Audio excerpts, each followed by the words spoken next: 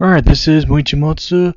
This is going to be a series of much more serious, much less entertainment-wise kind of videos. This is actually a response. I'm hoping I'm able to actually post this as a video response. Either way, we'll see how it works. It's a video called, what was it, Atheism is a Religion, Don't Be Fooled, apparently. And after a series of posts between me and Christian Voice 08, the one who put up the video, he subsequently blocked me, and then apparently still continues to post. I'm wondering if he'll actually continue to post, even though I've removed all my posts, as to make him look like a further of a jackass. Anyway, I'll see if I can cover at least the first three objections to certain premises I found Dr. Phil, I don't know what the word would be. I'm just childishly referring to him as such. It actually has a funny way of reflecting on it. Anyway, first premise is very, very early on, and I'm not going to completely knock the guy. I mean, it seems like he actually understands that it's best to try to introduce the concept of atheism through kind of the etymological notion of where it comes from. And yes, it does originate in the words a and theos. A is actually not a word, it's a prefix. Theos is the only Greek word that we'd actually be considering there. But he wasn't wrong on that. Theos does indeed mean God, but the prefix a doesn't actually mean no. That would be the prefix non, I believe.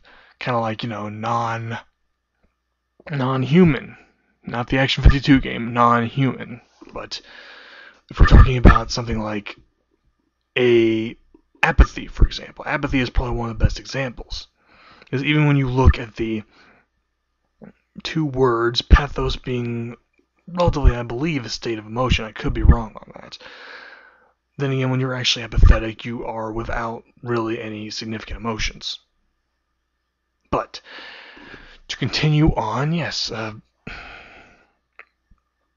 atheism, atheos, doesn't mean no God. That would be something like a non-theism, although that's a whole other thing which I've actually already covered if you look at one of my videos.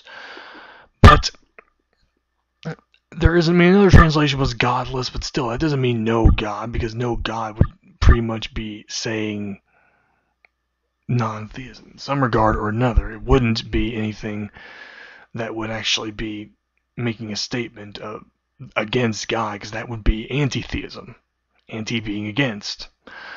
But a common Greek translation was impious, apparently. I mean, Euthyphro was sentenced to death because they thought he was being impious by questioning the gods, which is ironic because it's not even as significant as atheists today, who are pretty much beyond being skeptical about gods and pretty much outright say, well, I don't see any reason to believe in them.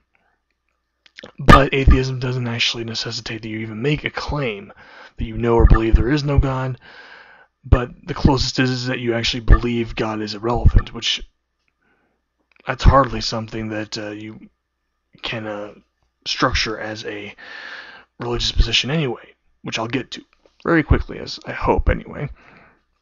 Bertrand Russell is not the best example of an atheist, considering he also signed the Humanist Manifesto, which would actually pretty much make his atheism incidental to his humanism. In other words, his particular type of humanism makes him an atheist. He didn't have to be an atheist as a humanist. He could have signed a particular other humanist manifesto, although I don't think there are actually any that are religious humanists in the sense of what I'm thinking of, which is based on more of the Renaissance position.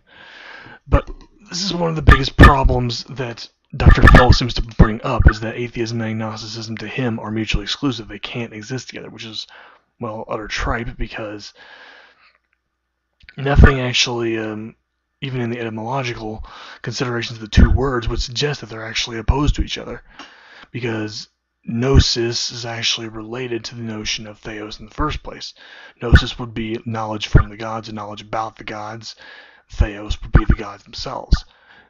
It actually would almost suggest you have to consider atheism and agnosticism, considering they are both saying something, a theos without God, a gnosis without knowledge of gods.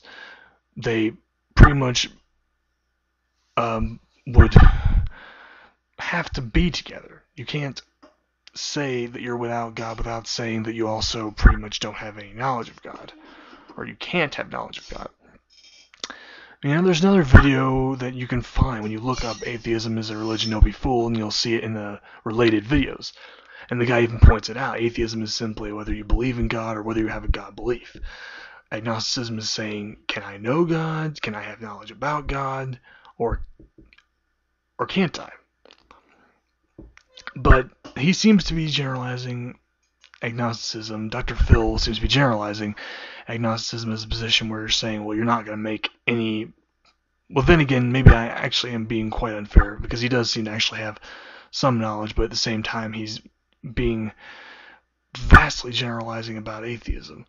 But we'll get to that probably in the next video, because I'll barely have enough time to be able to get to about the 5th point at the rate I'm going. Okay. So, and saying that the argument by evil or argument by suffering, saying that that's been refuted, does not eliminate all the arguments for atheism. He's picking that one example and saying that just because that was the most popular one means that once you've refuted that, which in some regards I'm saying I'll agree that Christians probably have in some regards refuted the argument from evil, but at the same time it's not the only one. Bertrand Russell has the example of a teapot orbiting the sun, and basically in that regard he says the burden of proof is on people like Christian Voice 08 and yourself, Dr. Phil, in order to actually offer up this proof.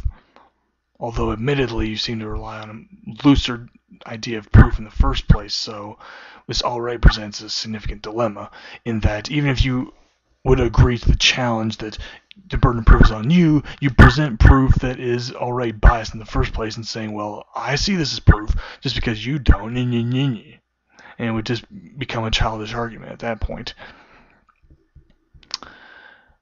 And if anything, he also says that atheism apparently is trying to prove biological necessity that God doesn't exist, which, well, you can't do that because of the fact that you can't prove a negative. You can't prove, especially in something as regards God, you can't prove God doesn't exist, because this isn't like proving that there isn't an elephant in my closet, which is easily provable by even strict logical structures, by just simply opening up the closet, looking in there. If there's no elephant whatsoever, you've proven that there is no elephant in my closet. I'll admit I never finished the logic class, but it doesn't mean I haven't also still been interested in looking into logic, which I have. And last point, it's kind of a supplement to the other one. He says atheism has been thoroughly refuted, but really that's quite the opposite position, because even I myself have been actually formulating a few other arguments, but even a scant look at Wikipedia will show that there are plenty of other arguments besides the argument from evil. But also, just to try to quickly finish off another point, I believe this is point 6, which would leave me about 7 points the next time for the second part. But I would really ask Dr. Phil to prove the assertion that atheists are all proponents of scientism, that science is the only way to do things. There are some that are. Dawkins and Harris, in some regards, probably are scientists in the sense that they think science is the only way you can actually get any valid knowledge. But I don't think even Sam Harris and Richard Dawkins are going to say that they can use the physical world to prove God exists, especially not in the deductive sense. In the deductive sense, no. But in the inductive sense, you can go with that ad campaign that went around the UK, there's probably no God. If anything, that's about the closest atheism comes to making any sort of claim. There's probably no God. It's not anything to the effect that says, I know there's no God, because, well, any atheist that's done that has pretty much been thoroughly refuted by other atheists and saying, well, that's far too harsh and hard of a position, and it can't be logically validated because of the fact that, well, it would require you to have all knowledge. But then again, it can be turned on the Christians as well. Anyway, I'm running out of time here, and I hope this isn't completely awkward, but I hope Christian Voice actually tries to listen to this. Anyway, we'll get to part 2 next time.